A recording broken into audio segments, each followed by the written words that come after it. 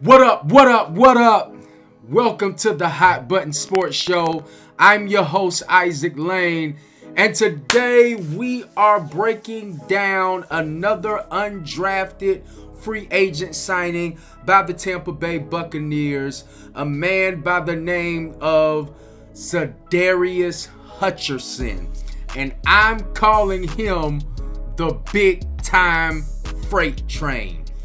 That's exactly what Sadarius Hutcherson is. Now, he's not my favorite undrafted free agent signing, but I believe he is the Tampa Bay Buccaneers' favorite free agent signing. Why do you say that? I say that simply because if you want to know how organization feels about a player, follow the money.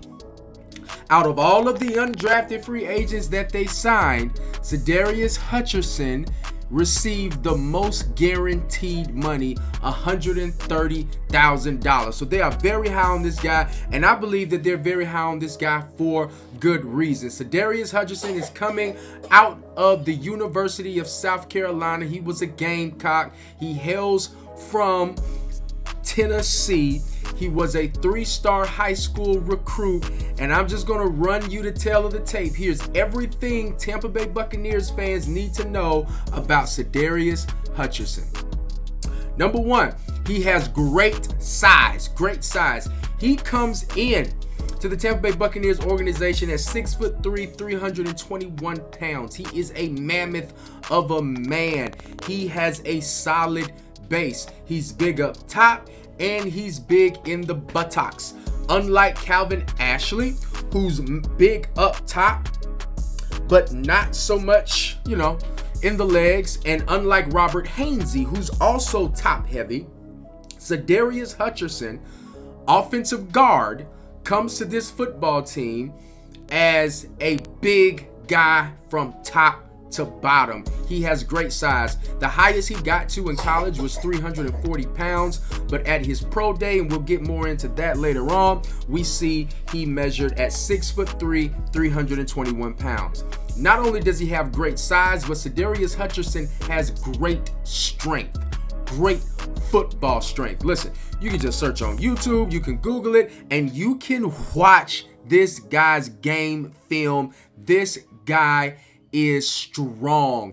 If, and I repeat, if he gets his hands on you, we'll come back to if he's able to get his hands on you, he will not only move you out of the way, but he has the ability to move and to put defensive linemen, I don't care how big they are, in the dirt. He comes, I think he matches with the offensive line culture we have here at Tampa, because it really seems like he's just a genuine nasty football player in a good way. Not a dirty guy, but just that nasty, that violent streak in him. Just go watch his film, number 50 for the Gamecocks. He can get out, he's stout at the point of attack, and he does an excellent job of moving defensive linemen out of the way. A word that I see a lot of analysts using to describe this guy during his draft profile is mauling. He's a mauler.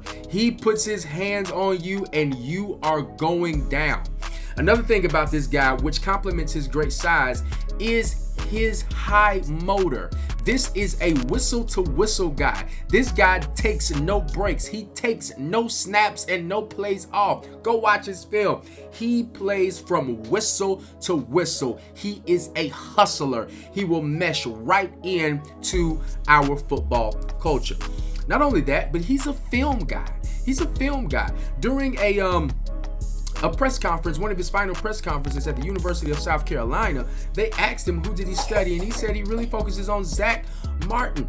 And so this guy is a guy who you can tell from watching his football film that he's an IQ guy. He gets it between the ears. Not only is he a film guy, but I love him because of his experience. He comes out of South Carolina after starting for 4 seasons. 2 years as a captain. He leaves the University of South Carolina as second team All-SEC at his position. He played almost every position on the line. I think he played a little center. He played left guard, right guard, and offensive tackle, but he has clearly found a home at the guard position. Next, I love him because he had a great pro day. Let's first start with his speed. I was not expecting this guy to run anything out of the fives. Come here. This guy ran a 4.95. We're talking about a 6'3" guy, 320 pounds, running a 4.95. Are you kidding me? I thought Calvin Ashley was moving when he's 6'7", 330 and ran a 5'4". This guy ran a 4.59. To put that in perspective, Michael Vick, who's one of the fastest players we ever seen in the NFL, he's 40, but he's still faster than he's faster than every offensive lineman in the league. This guy ran a 4.7. Vic just ran a 4.7, and this guy, Sadarius Hutcherson, ran a 4.95. Very surprised by that. And he actually showed good athleticism, which was a question mark when you watch his film. But that's not the biggest highlight. That's my biggest highlight. But what scouts and teams and just the pro day crowd in general were going crazy over, this guy put up 36 reps on the bench press. Yes, 225 pounds, pushed it up, piped it up. 36 times. Hats off. Shouts out to Sadarius, man. A great pro day. So going into all of this, people were thinking this guy is going to be drafted on day 3. It didn't happen. What are some reasons why he did not get drafted? Well, he lacks lateral quickness. He's not, unlike Calvin Ashley, he's not great moving laterally. Although he did a great 40 for his size, that quickness doesn't always seem to show up on film. Also, he's not the best pass blocker. And the reason why he's not the best pass protector is because he struggles technically with his being able to transfer that speed to his agility, to his hands. He has small hands. His hands aren't the biggest. He's sometimes easy to get off balance when he drops in pass protection, so he's not the best pass protector. And he also, unlike Robert Hainsey and unlike Calvin Ashley, he struggles getting to the next level to block. He struggles getting to that next level to block. It is a struggle for him. The agility, the speed becomes a factor. He's not able to get to the second level and make the block. Y'all don't never mind that. I got my kids with me today. I kept them out of school. They're not feeling the best, so that's what you hear in the background. Say what up. Say what up, Apollos. Say what up, Legend. My 2 sons, Legend and Apollos. So he's not the best at getting out to the second level. He struggles with that. And that's why I was surprised to see this guy run a 4.9, because it doesn't show up on the film. Another thing is he lacks the ability to be a dominant pulling guard. So in the NFL, you're going to be asked to pull. You're going to be asked to pull a lot, especially in the NFL. He's slow in getting out, or slower than average in getting out, and he's just not able to translate that 4.9 speed onto the field in combination with his size to be a great and dominant pulling guard.